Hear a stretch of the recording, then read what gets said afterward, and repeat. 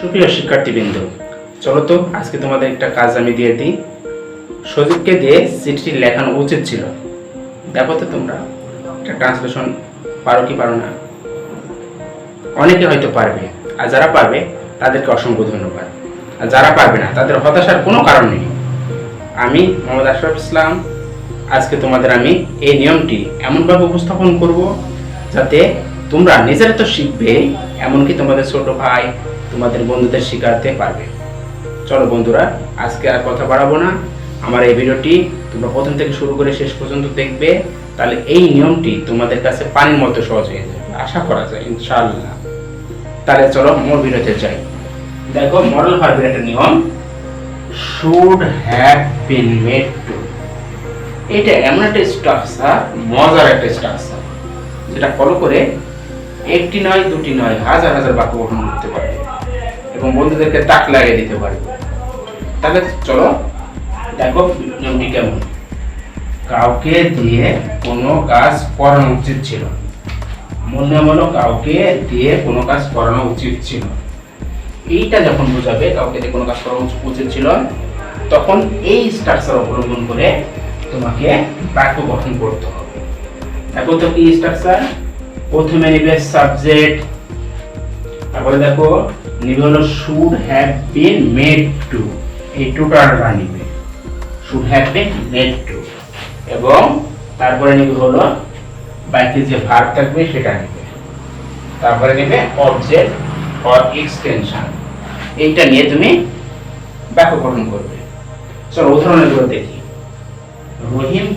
রহিমকে দিয়ে বইটি পড়ানো উচিত ছিল। তাহলে সাবজেক্ট কোনটা দেখো তো। সাবজেক্ট হলো এই জায়গায় রহিম, তাই এই যে রহিম নিলাম।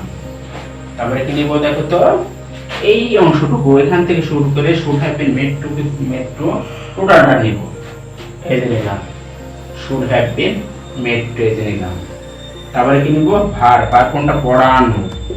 তাহলে এই যে পড়ানো ইংরেজি হলো রিড, আর অবজেক্ট কোনটা, দাও। হয়ে গেল। তাহলে ইংরেজি হলো কি, রহিম কে দিয়ে বইটি পড়ানো উচিত ছিল। তাহলে Rahim should have been made to read that. এবার দেখো এবার নাবোধক লিখতে হবে। রহিমকে দিয়ে বইটি পড়ানো উচিত ছিল না, এটা নেগেটিভ হয়ে গেল।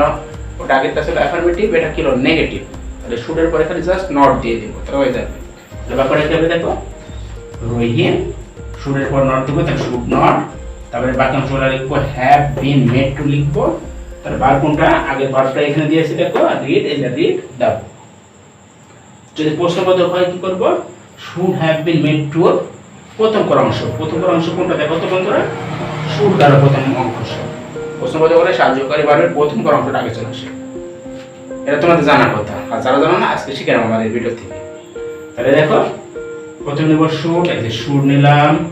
তারপরে সাবজেক্ট কি রহিম, তারপরে কি নিব হ্যাভ বিন মেড টু, এই যে হ্যাভ বিন মেড টু। তারপরে ভার্ব পড়ানো রিড দাও। আর প্রশ্নবোধক না বলতে করে ওই একই স্ট্রাকচার, জাস্ট খালি সাহায্যকারী ভার্বের সাথে কন্ট্রাক্টেড ফর্ম অর্থাৎ সংক্ষিপ্ত রূপে আমি নট দিয়ে দেব। এই যে শুড, তার সাথে দেব সংক্ষিপ্ত হবে নট, এন অ্যাপোস্ট্রফি টি দেব। তারপরে সাবজেক্ট নেব রহিম, তারপরে কি নেব হ্যাভ বিন মেড টু, টোটালটা হ্যাভ বিন, এই যে হ্যাভ বিন মেড টু নেব। তারপরে ভার্ব নেব রিড দাও। হয়ে গেল। দেখো তো বন্ধুরা, তোমরা যারা পেরেছো তাদের মজা লাগছে, আর যারা পারবে তারা তো অবশ্যই এটা শিখে ফেললে।